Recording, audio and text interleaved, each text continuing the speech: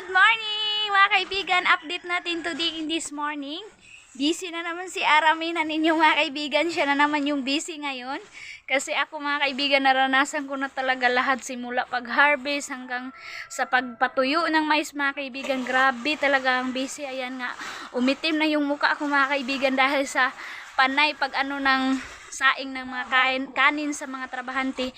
So ito ngayon si Arami na ninyo mga kaibigan, kahit masakit yung kamay niya kasi nga natukaan ng manok, nag-ano nga yung na-allergy siya mga kaibigan kasi malakas magtuka yung ano ni Papa na mga breeding niya. Kaya ito si Mama ngayon, nagbili si Mama ng pang-ulam sa mga trabahante mga kaibigan. So yun yung sinabi ko sa inyo na ang hirap talaga pag magpa-work ka mga kaibigan kasi magastos talaga, super magastos talaga mga kaibigan sa ulam, sa snack, ayun, lahat-lahat mga kaibigan.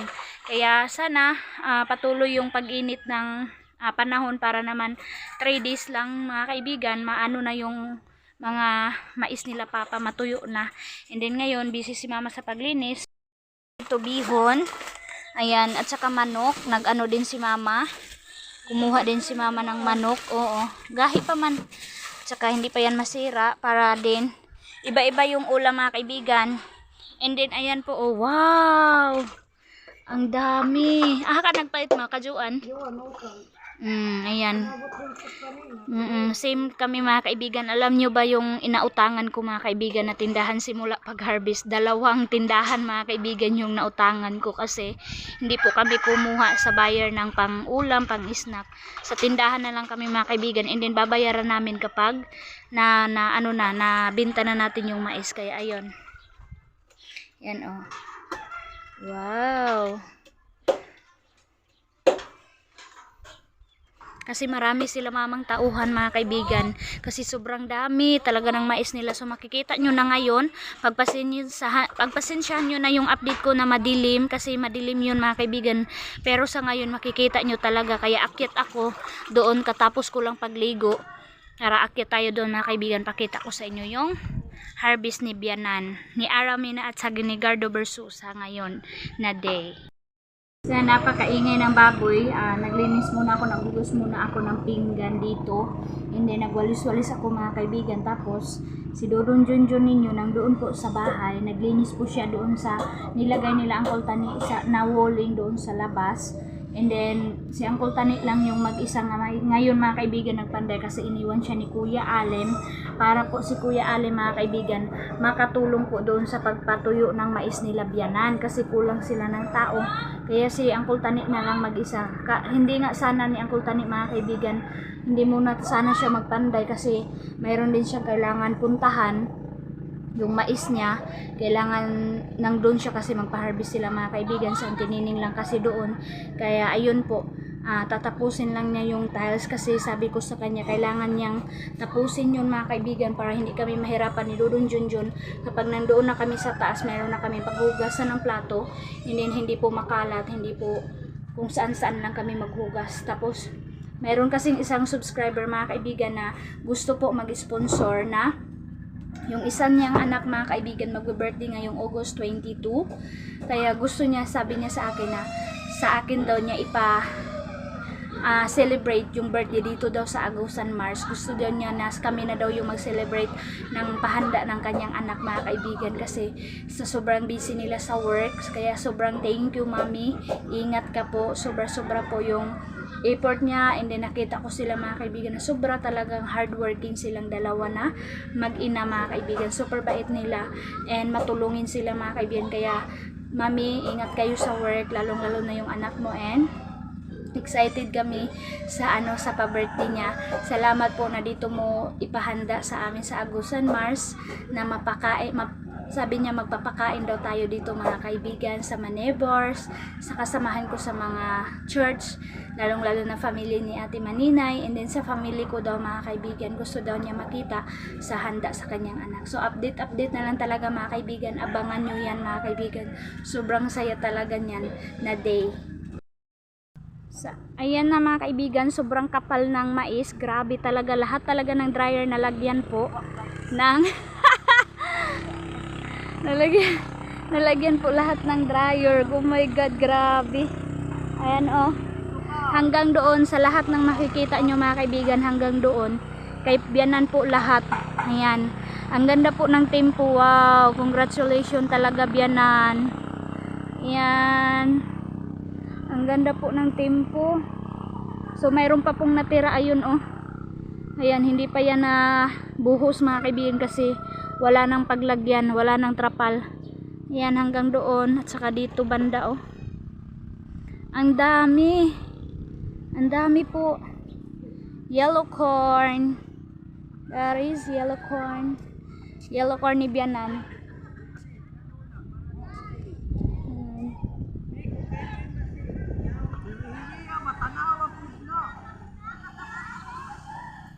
Grabe ang kapal oh. Wow. Yan sila. Work, work, work. Dami pong tauhan ni mama mga kaibigan.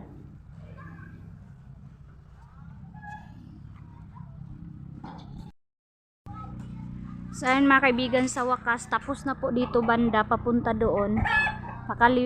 Dito tayo. Meron na din siyang manual. Pero napakasimple lang po nang nilagay ni Uncle Tani kasi dito naman siya banda. Hindi na po siya makikita kaya ayan po. Yan po yung sinabi ko sa inyo na nakulang. Talaga maganda yung kuha ng camera ko. Ayan dito banda pero hindi siya natapos doon. Ayan oy, kalain sa kong camera oy. Ayan. Yan, gumawa sila ng karaway ng mais mga kaibigan. Pangkaraw ng mais. So dito tayo banda. Ayan, dito banda mga kaibigan. Maliit na lang din yung kulang papunta doon. Saan naman yung camera uy? So dito mga kaibigan, naglinis na kami kahapon ni Dodong Junjun. Pinulot namin yung kailangan pulutin. Yung kailangan ko naman maglinis dito sa labas oh. Grabe siya kahugaw. And then dito si Dodong Junjun nagpunas siya dito mga kaibigan kasi yung paglagay nila Kuya Alim hindi na po siya napunasan kaya pupunasan muna ni Dodong Junjun mga kaibigan habang nandyan pa yung mga kahoy na maapakan niya kaya safe siya magtrapo. Ayan, mayroong nag-comment sa akin bakit daw yan po yung ginamit ko mainit daw. Hindi naman po. Hindi po siya mainit. So dito tayo sa loob. Yan, nag-iisa na lang si Uncle Tani dito mga kaibigan. Ay wow. Ayan, nakalagay na siya ng white.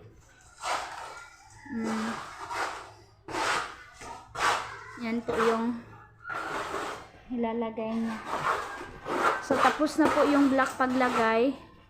Yung ano na lang mga kaibigan yung ilalagay niya yung white muna. Katapos maglagay siya ng gout. Ayan.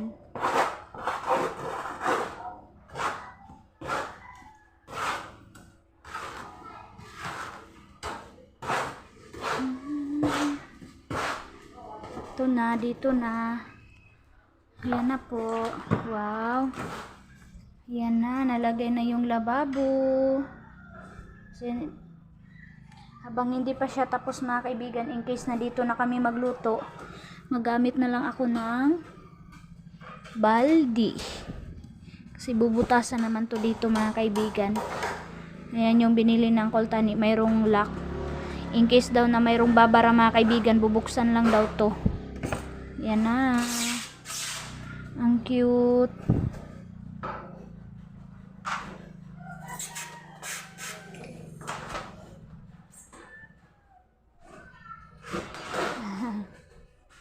Minabadali na ng Uncle Tani yung ano natin. Dito banda.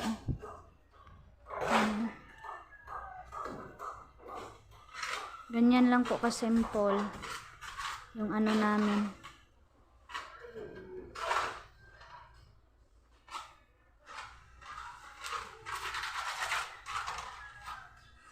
Yan.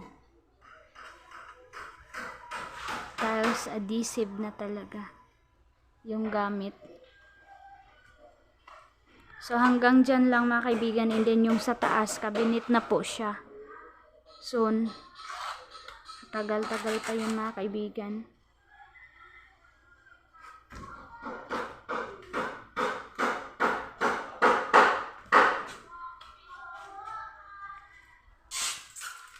Kangilo.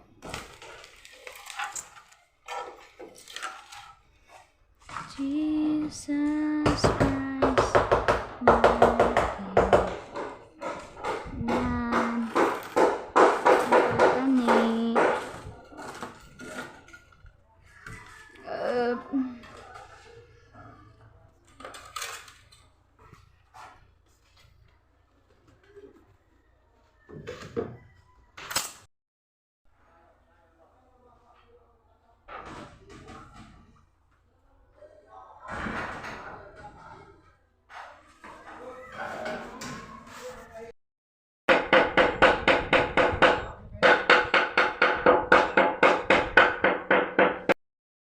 So ayan na, nag-akyat na ako mga kaibigan para makita nyo yung view dito sa Tikgon.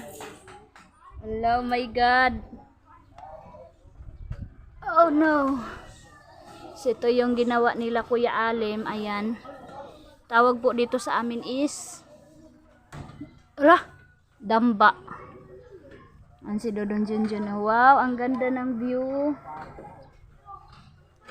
Safety naman to mga kaibigan kasi nakalansang po to. Ayan yung Tikgon. Hello. Ha? Tikgon, hello. Tikgon. Yan. Ay, kakatakot mga kaibigan. Ay. Oh my God, wala akong hawakan. Yan. Ang ganda ng view oh.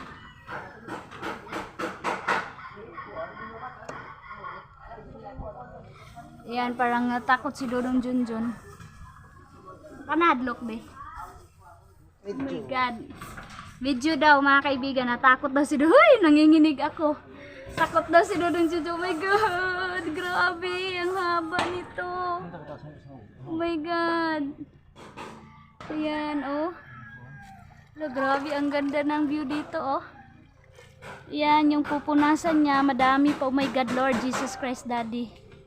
Hey, God, look. Grabe kaaya ba, no? Hello, Daddy. Uy, grabe talaga. Proud talaga ako sa mga panday. Shout out talaga sa inyo. Ang tapang ninyo. Yan, oh. Wow. Yan yung inaapakan ni Dodong Junjun ninyo, oh. Para lang mapunasan niya. Kasi kapag matanggal na ito, wala na po. Hindi na po siya mapupunasan. Yan. Uy, kagrabe, ani. Uy, nga challenge. So, yan mga kaibigan, nanginginig ako. Tapos, nag-ano pa, naghangin pa. Upo muna tayo, oh. Ayan. Dito tayo sa taas today. Alim! Alim! Tiles! Oh! Dito tayo banda. Oh my God, nakakatakot.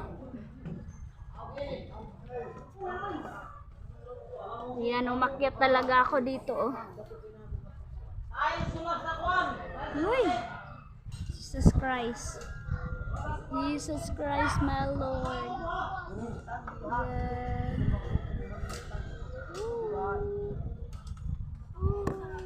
Ganda.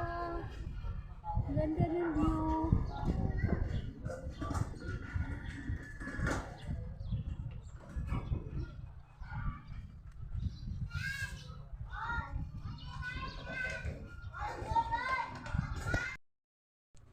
Yan, dito banda mga kaibigan, oh, ang ganda po ng view. Oh my God. Yan, nakatungtong na ako dito.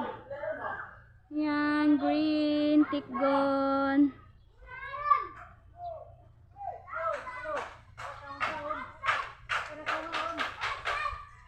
Grabe. Grabe talaga yung mga panday mga kaibigan, no? Ang tatapang nila. So ito yung sinasabi ko kay Dodong Junjun na kailangan namin i-paint yung jumpsuit kasi ngayong 14 po mga kaibigan, meron na pong parating na sliding. Parating na po yung sliding natin. Umay!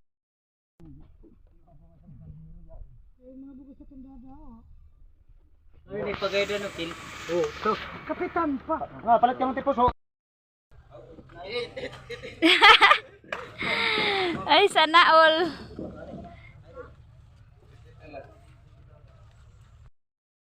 So yan na mga kaibigan, tapos na po na timbang yung mais natin, and then busy ako sa pagbalanse mga kaibigan ng kung magkano ba ang kilo yung mais natin na nabinta natin mga kaibigan. And thank you Lord kasi nakabinta na tayo mga kaibigan. Yun po yung update natin in this afternoon. So ito na mga kaibigan, kahit si Uncle Tani lang yung naglagay, napakabilis po ng proseso sa paglagay ng tiles. Ayan na po. Ayan, in this day lang mga kaibigan, yun na po yung nagawa ni Uncle Tani. Ayan. Sa wakas nalagay na yung lababo.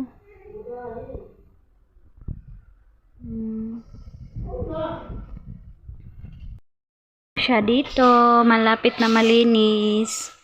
Yan yung disenyo. Oh. Ganyan lang siya mga kaibigan. Hanggang dyan lang po yung tiles na mailagay natin. Kasi mag-ano pala sa Uncle Tani, division na po daw niyan.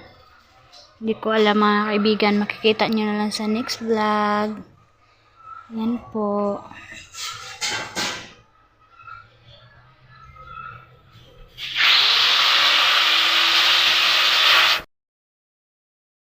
So yan mga kaibigan, ipaprank ni Dodon Junjun si Uncle Tani kasi sabi namin mag-snack muna. Sabi niya ayaw ko na mag-snack kasi sumasakit na yung tagiliran ko, kaya ayan. Snack.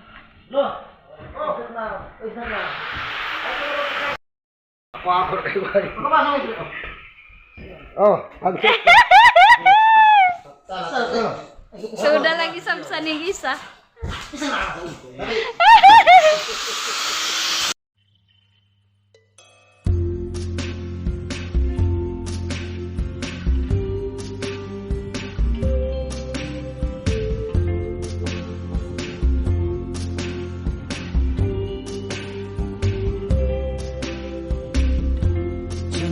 Tonight, I opened up my